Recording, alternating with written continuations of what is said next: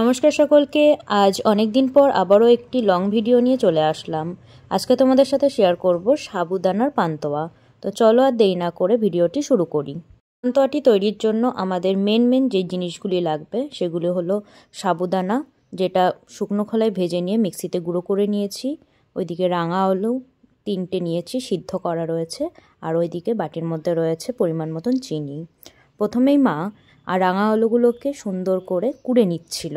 এ দেখো কোড়া হয়ে গেছে, এতটা পরিমাণে হয়েছে। এবারে খুব ভালোভাবে মেখে নিতে হবে। এই জন্য রাঙা আলুর মধ্যে সাবুর গুঁড়োটাকে দিয়ে দিচ্ছে। এবার খুব ভালোভাবে এটাকে চটকে মেখে নিতে হবে। সামান্য একটুখানি চিনি তুমি এর মধ্যে অ্যাড করতে পারো, তবে বেশি পরিমাণ দিলে কিন্তু ঠিকঠাকভাবে এটা আটো বা বাইন্ডিংটা ঠিকঠাক হবে না। আলুটা দেওয়া হচ্ছে শুধুমাত্র বাইন্ডিংয়ের জন্যই।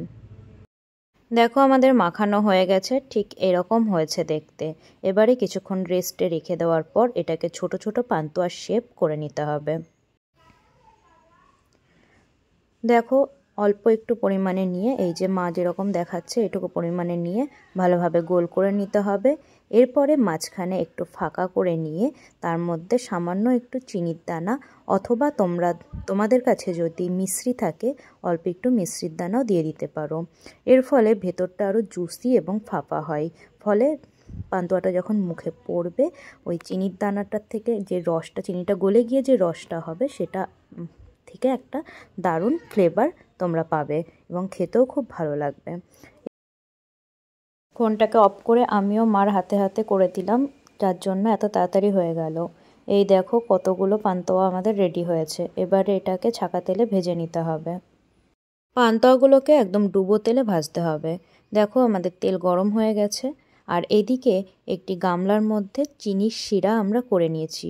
এর জন্য পরিমাণ মতন জল দিয়ে দিয়েছি। জলে ফুটে আসলে এর মধ্যে দিয়ে দেব চিনি। এবার চিনিটা গলতে শুরু করলে দিয়ে দেব ওপর থেকে 2টো এলাচ।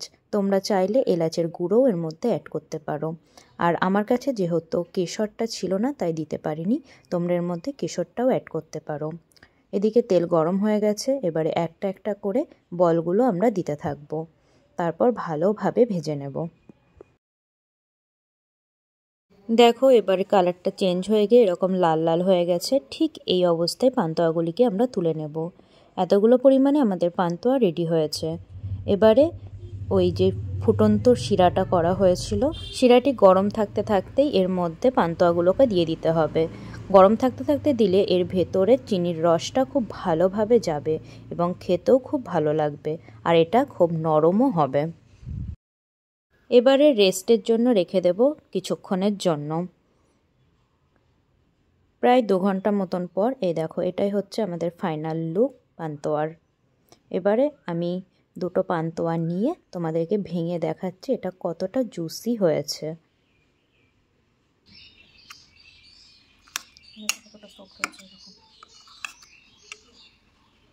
ভিডিওটি ভালো লাগলে তোমরাও অবশ্যই এটি বাড়িতে ট্রাই করে দেখতে পারো, এবং ভালো লাগলে অবশ্যই আমার পোস্টটিতে একটি লাইক, কমেন্ট এবং শেয়ার করে দিও।